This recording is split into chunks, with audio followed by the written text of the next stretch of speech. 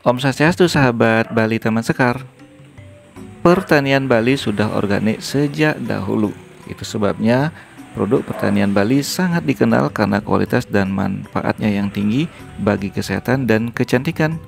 Namun mulai 1975, pertanian Bali diklaim tidak lagi sepenuhnya organik karena sejak saat itu ada intervensi agar proses pertanian menggunakan pupuk kimia.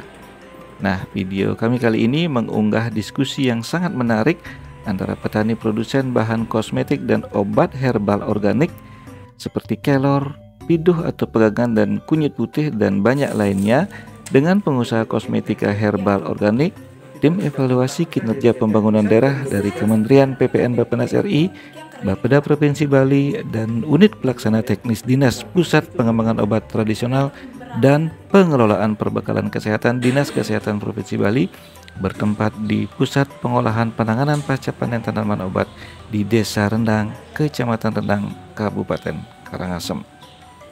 Diskusi ini sangat penting bagi sahabat yang tertarik untuk bergerak di usaha pertanian tanaman herbal organik karena apa yang dibahas sangat bermanfaat untuk menambah pengetahuan, wawasan, dan keterampilan sahabat mengenai peluang besar pengembangan aneka tanaman obat organik. Berlanjut, perkenalkan diri, nama saya Nyoman Mata. Saya memang aktif di Kontak Tani Nelayan Andalan dan aktif di UMKM juga. Ada di Karangasem, ada himpunan Wira Usaha Karangasem itu anggota yang sudah berizin 78 orang, tapi ada sekitar 300-an lah. Tapi itu baru pemula, belum masuk ke UMKM berizin atau berizin NGB, tapi masih dalam proses pembinaan. Jadi aktivitas kami memang dari 98 kami aktif di petani. Selain itu juga kami juga produsen PCO, pengolahan kelapa tanpa limbah, yang 2022 kami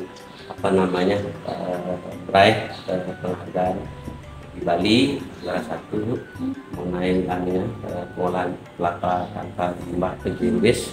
Itu kenapa seperti itu, karena kami ingin sih di pertanian itu tidak hanya hasilnya aja kan gitu, tetapi ke cashback juga ke tanaman itu juga, karena kami punya Bali kan.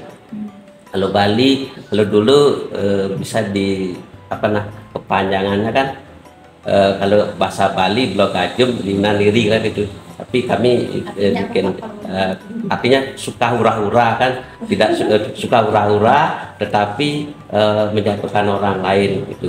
Tetapi tagline kami Bali itu bantu ayah lindungi ibu, artinya ayah itu adalah alam ini kan, jadi bumi itu kita lestarikan, itu adalah tagline kami di petani itu. Sehingga apa yang menjadi tujuan utama petani itu tercapai gitu, visi-visinya tercapai, karena di Bali ada namanya Trihita Karana, Bu.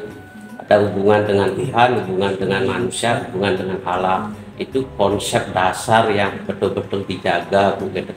Sehingga kami itu yang digetolkan gitu. Nah, tetapi dalam perjalanan tidak serta-merta sesuai harapan, karena mungkin pengaruh katakan kalau dulu Bali itu organik, katakan seperti itu kan, sehingga Bali itu dikenal kan.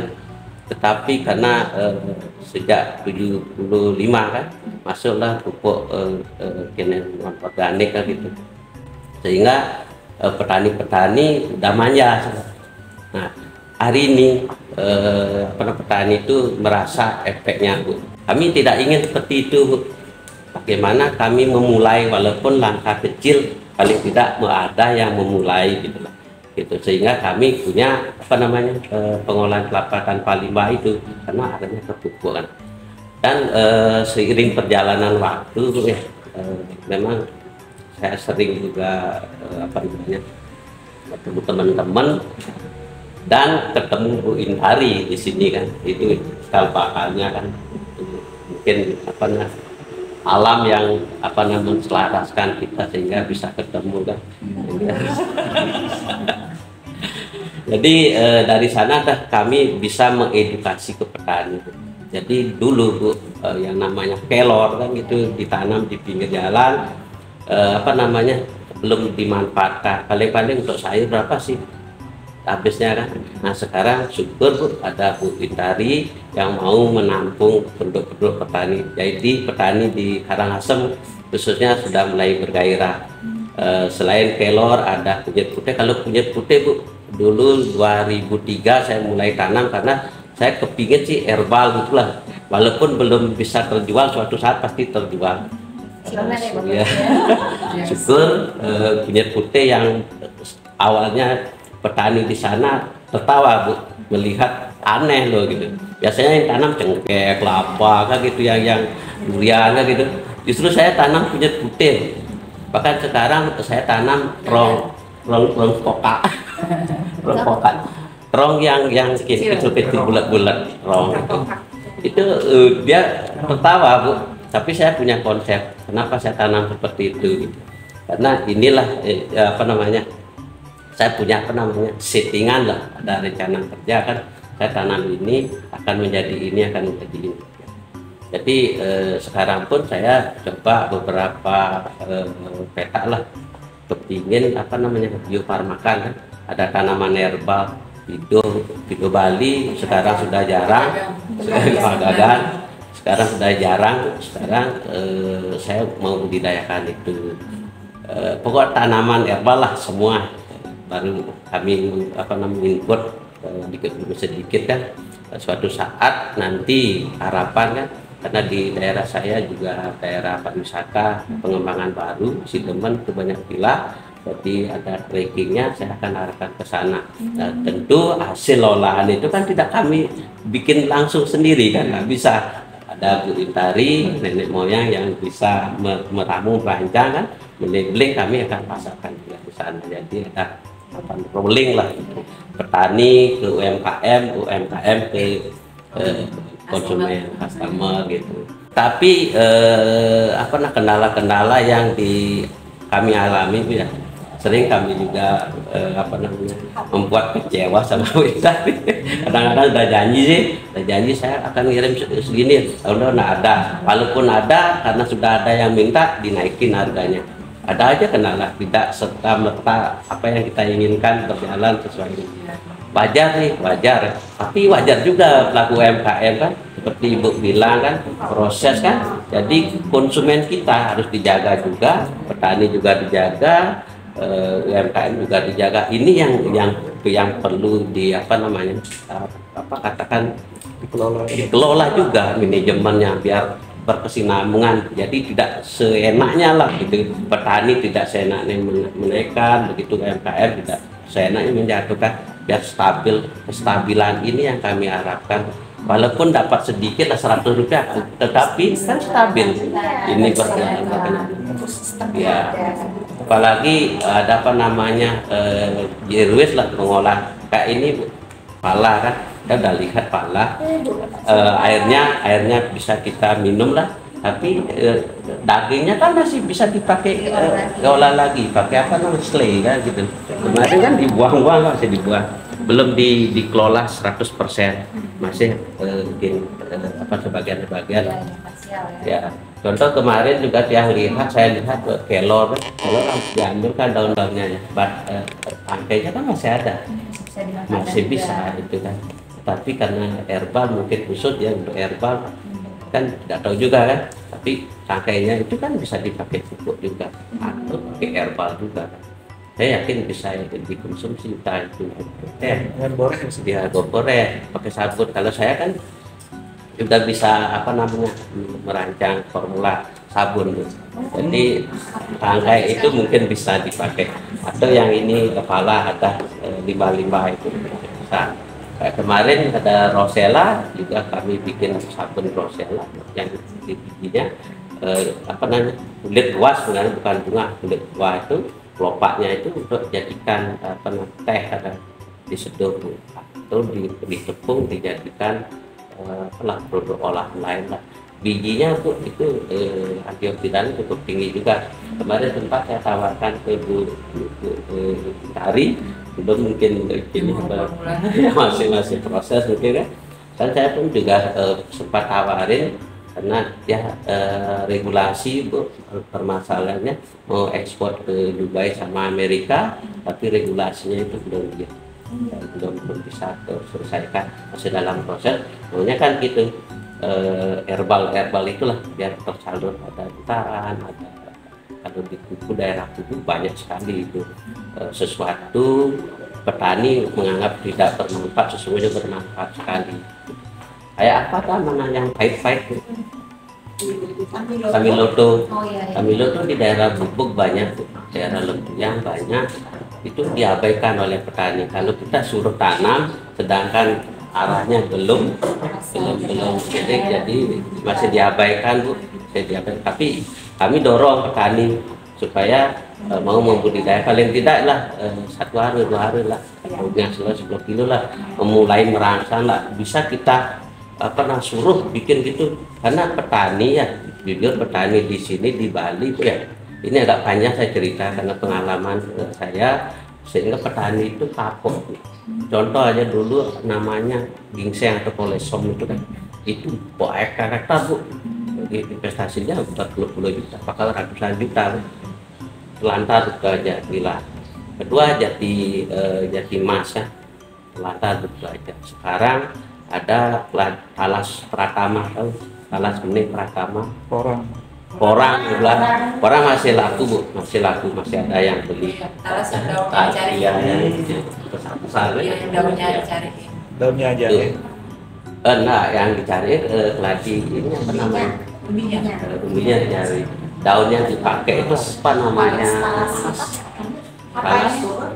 Nah, besar. Ya itu daun. Umbinya apa daunnya? Yang dicari daunnya ya. Tapi yang yang viral umbinya dicari. Itu Pratama. Jadi petani nanam banyak. Sebelah sini ada nanam banyak, tapi nggak laku. Nggak ada yang beli gitu. Dan ada jahe merah. Dulu jahe merah berapa? 85.000 per kilo. Viral kan? Lah petani tanam berapa sekarang? 7.000. Syukur ada beli kan? Itulah, sehingga petani kalau diarahkan untuk bercocok tanam atau berbudidaya dalam artian luas itu kapok. Itu permasalahan. Sekarang bagaimana membuka image yang negatif seperti itu menjadi ke arah yang lebih positif kan? Tapi kami mulai dikit-dikit aja dulu gitu. Tapi nantinya rimpang-rimpang itu akan ada undang-undang terjadi. Jadi dari pemerintah jadi Ya, diatur ya. Jadi nggak semena-mena mengaturkan harga stabil jadi kayak beras dong. Bawang kadang-kadang bawang naik turun, Iya. bawang putih naik gitu. Jadi bakalan dari pemerintah yang ini harga. Jadi stabil jadinya. Ya. Ya itulah kendala-kendala kalau di petani Bu. Jadi petani itu maunya real nyata, tidak bisa kita ajak menganalisa, nggak mau dia kan apa yang sudah, karena petani itu sistemnya niru, makanya petani lambatnya 10 tahun hingga 20 tahun. Contoh tanam durian, nunggu dulu sudah berbuah, kalau sudah berbuah hasilnya bagus baru mulai tanam. Contoh kane kan, kalau sudah tanam sudah ngasilin baru petani lomba-lomba nanam. Ya kan lambat 10 tahun kan gitu. Luasan gitu ya. Luasan. Tadi kan Kalau berbicara luasan itu belum, karena belum ada dibudidayakan dengan khusus kan. Kami kan baru memulai beberapa luasan, tidak hamparan gitu lah. Karena kami juga menangkap ya. Tanaman apa Pak? Saya budidaya kan pidor sama kelor, itu baru bisa diambil. Kalau rimpang punya putih, lengkuas sudah sih beberapa sih gitu. luasannya masih belum terlalu luas ya. Belum, paling ngasilin 100 hingga 300 kilo, tidak luas kan gitu. Tapi kenalan juga di BMPTO. Bisa ceritakan Kak ya. Di BMPTO kan, di sini kan proses tempat hibridnya kecil. Kalau Bu Kitari bisa nampung 200 kilo per hari, minta 1 ton. Kami ibu nilainya kan. Itu juga Bagi jadinya. Ya, tadi kan disampaikan sama Bu Desi dibagi sama tabanan. Jadi 3 PPTU itu udah dibuat Karena masing-masing mereka cuma bisa 200 Iya. dari kapasitas hybrid. Mudah-mudahan nanti tambah lagi. Masih kurang. Kementerian dan Kesehatan. kenalannya pun Iya. PPTU-nya bikin di tempat dingin. Biasanya tempat panas yang benar.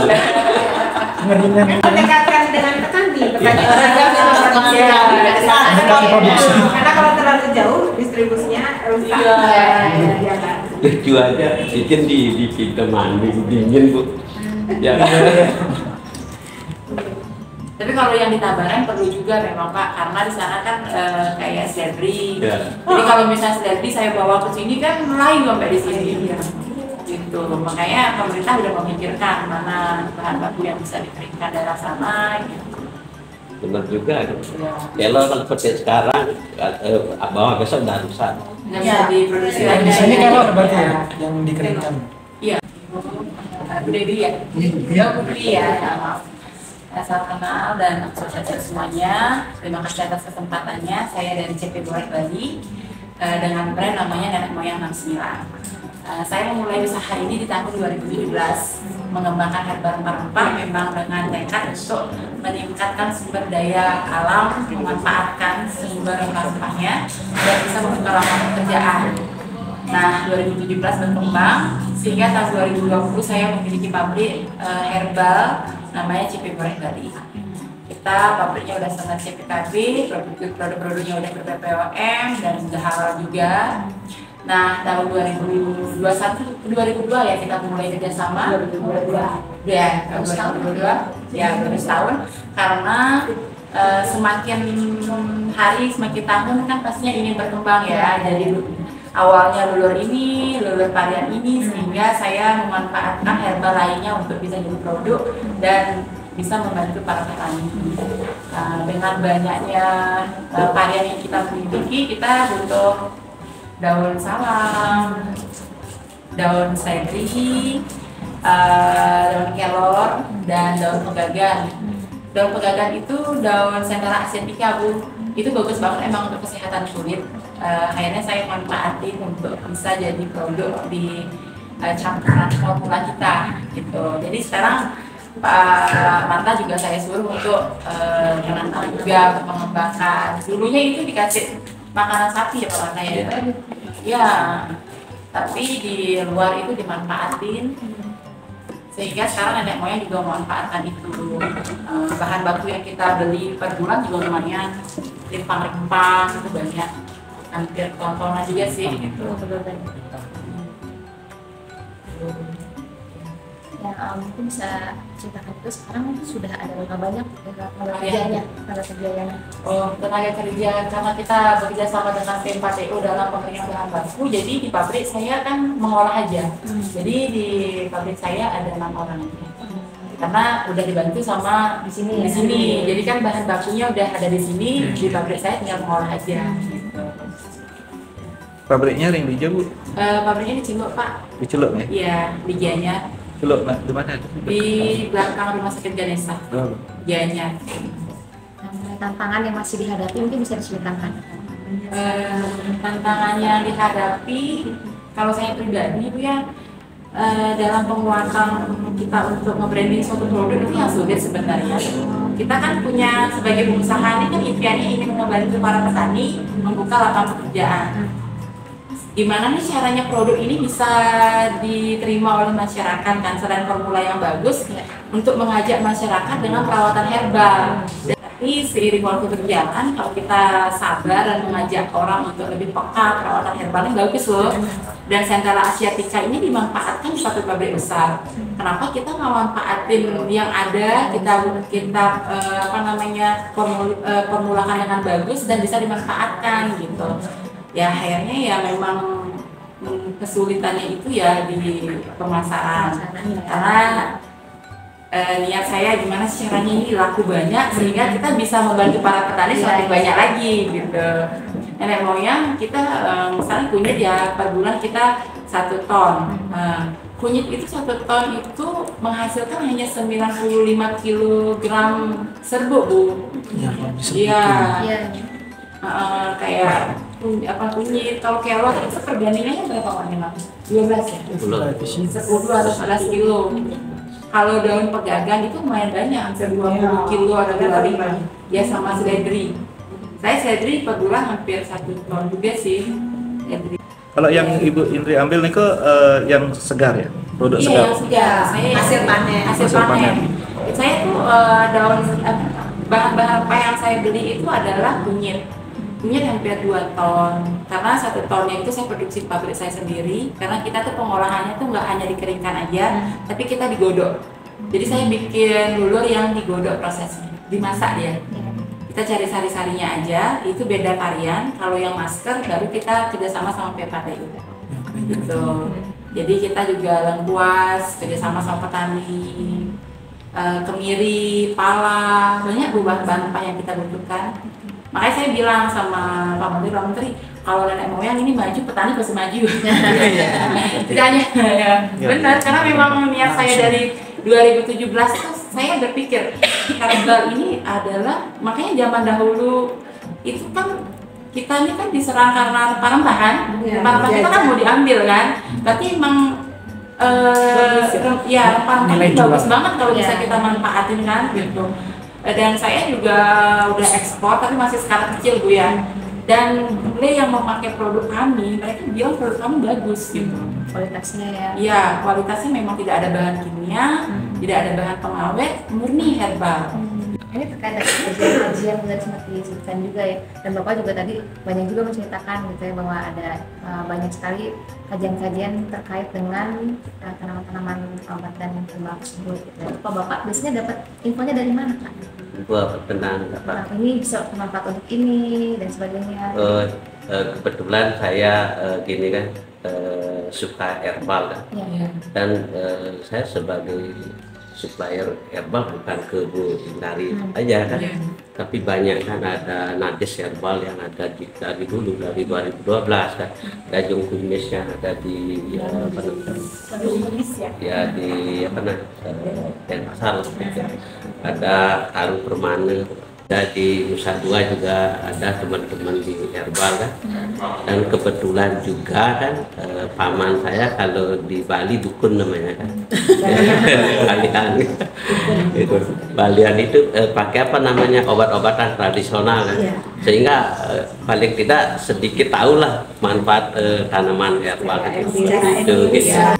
Kalau dulu sebelum ada PMKTO biasanya masalah terkait hasil panen itu ada ya Pak? Ada, ya memang. Panen berlimpah itu gimana biasanya dulu? Waktu nikah karena dia tidak ngambil begitu banyak Bu, jadi hanya asal punya aja kan gitu. Yang paling 10 kilo, 15 kilo gitu. Tidak seperti Bu Intari, ton mainan. Itu kalau sudah main ton enak petani Bu. Dan hitung-hitungan ini kos ya. Dan saya nggak pernah nawar harga. Maksudnya gini, kalau memang dari petaninya emang segitu, oke. Saya nggak mau main-main sama petani, tapi jangan pulanya yang tinggi-tinggi kan. Memang dari petaninya gitu. Petani sudah hitung-hitungan Iya. ya. Karena dia ingin kerjasama itu berlangsung lama, aja. tidak sekali kayak ular itu mangkring sekali nanti nggak ada lagi. Tonnya itu per bulan Bu ya? Iya, saya kemiri 1 ton. Kencur, saya kencurnya itu nggak pakai, kebetulan kita kan memanfaatkan kencur di Bali ya, tapi kurang, ya karena Kecil-kecil. Wow. ya kadar airnya juga tinggi, jadi saya carinya di luar. Jadi banyak bahan-bahan tidak hanya dari Bali, bisa Saya dari dari luar luar. juga ya. Karena kan kita memanfaatkan sumber rempah Nusantara. Dan kami pun di saat sering pameran juga kan, jadi ngumpul-ngumpul kan, jadi teman-teman kan, saya saranin untuk pakai herbal kan, dan saya sendiri, keluarga sendiri lah, belum pernah sih sampai ke dokter, hanya mengandalkan obat herbal itu, nggak pernah. Anak-anak saya masih bayi selalu memakai produk-produk herbal, sehingga Rumah Sakit Karangasem sudah memanfaatkan. Nggak ada yang rusak pembuluh darahnya berarti lu. Berarti kolesterol sama asam urat Apalagi itu kerja tani itu udah olahraga. Iya, tidak terjadi ini. Saya jarang ngelihat perut petani buncit. Iya. Terus ini ya bergerak gitu ya. Petani itu happy. Saya bertemu sama petani itu mereka nggak terlalu banyak menghayal. Jadi mereka itu bekerja dengan tulus. Perempuan juga banyak ya ikut petani ya. Ya. Kalau daerah sini Bangli banyak ya kelompok-kelompok wanita tani yang mengolah. Di penglipuran justru udah ada cem-cem, minuman cem-cem itu dari apa nih? Kalau cem-cem ya. Itu dipakai. Itu di bank gitu. Loloh ya. Kayak ikon Kayak jamu dia. ya. Herbal, Jamu, ya. minuman herbalnya dia. Dari daun. Jadi cemar. Kalau sebelah sini pakai minyak tanaman herbal, sebelah sini ada 100 meter dari sini namanya Flora Life Oil. Coba kita trial formulasi yang pas gitu. Nah ini pertanyaan saya juga, jadi biasanya dalam menentukan apa saja yang akan diolah di sini dan sebagainya berdasarkan hasil evaluasi atau berdasarkan hasil audit atau seperti apa ya? Yang diolah kalau kita lihat di usulan kita ke retribusi itu ya kemampuan dari potensinya BNPTU itu memang jasa pengolahan pasca panen tanaman obat. Ada di sini juga pengujian in proses kontrolnya karena kalau dibuat simplisia harus diukur kadar air. Jadi kadar air dari kita mencuci kemudian kita mengeringkan di rumah hybrid itu harus minimal di bawah 30% baru boleh pindah ke oven. Jadi di oven harus di bawah 10% baru dikemas di sini. Jadi emang standar untuk ini obat seperti itu. Jadi karena kalau kadar air tidak diukur, simplisia itu kadang-kadang jamu kan. Nah makanya kita ada juga uji di sini pengujian kapang-kapang KLT AKK itu untuk bakteri dan jamur. Jadi diharapkan memang itu standarnya seperti itu. Jadi dengan bahan baku yang sudah terstandar untuk dikelola kembali menjadi diolah di formula menjadi obat tradisional sudah baik. Tinggal sekarang cara pengolahan mereka juga kan ada ujian kalau tidak mereka harus melewati ujian. Dan nah di Bali itu ke arah itulah nantinya kalau memang mereka membutuhkan ujian laboratorium memang ada BPOM juga, tapi kan tidak semua BPOM mampu. Bahkan kalau kami lihat pernah studi banding ke ini ya ke Bogor dan ke Saraswati itu sudah di swasta itu mereka sudah bisa melakukan beberapa pengujian bahkan sampai pengujian sekali ya tentang kesehatan seperti itu.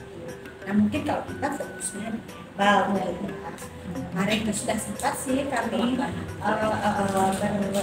beraudiensi dengan Ibu Kepala BPOM Balai POM Denpasar ini ke arah mana. Jadi artinya kita sama-sama pemerintah memfasilitasi lah masyarakat untuk mudah masyarakat untuk bisa meningkatkan ekonominya dengan cara tapi tetap dalam ranah regulasi kan seperti itu. Kemarin juga kalau BPOM itu maunya kemana, ke arah mana nanti laboratorium yang akan dibangun mungkin lebih ke pengujian yang standar. Jadi meningkatkan daripada jamu yang awalnya jamu ke arah yang lebih tinggi. Apakah dia menjadi obat herbal terstandar atau fitokan. Itu arahnya di kesehatan. Bahwa kita kan mau membangun laboratorium pengujian untuk membantu UMKM dan petani untuk menguji bahan baku bahan yang mereka hasilkan. Jadi sebelum diregistrasi ke BPOM diuji dulu di kami dan hasilnya bisa di BPOM itu berkas persyaratannya itu harus dilengkapi dengan hasil uji. Jadi selama ini teman-teman bawa sampelnya ke Bogor atau ke BPOM. Kalau BPOM lagi padat kapasitas pengujiannya mereka bawa ke perbatasan Banten ya, seperti asal agen bawa ke Bogor. Jadi belum ada lab seperti itu di Bali untuk mengcover Bali dan daerah timur Indonesia Timur. Cuma memang sempat diusulkan ke DAK ya, tapi nggak bisa. Oke itu sama Bappenas juga. DAK kami. Ya. Terus karena menunya tidak ada dan gimana apa nggak tumpang tindih dengan BPOM gitu yang jadi pertanyaan waktu itu. Jadi menunya belum ada, yang ada baru lab kesda. Sedangkan laboratorium pengujian obat Iya, tradisional belum ada. belum ada. Belum buka. Iya, waktu itu yang mungkin kalau nanti ada, karena ada potensi itu di Bali. Potensi untuk membuat laboratorium pengujian. Di sini banyaknya UMKM.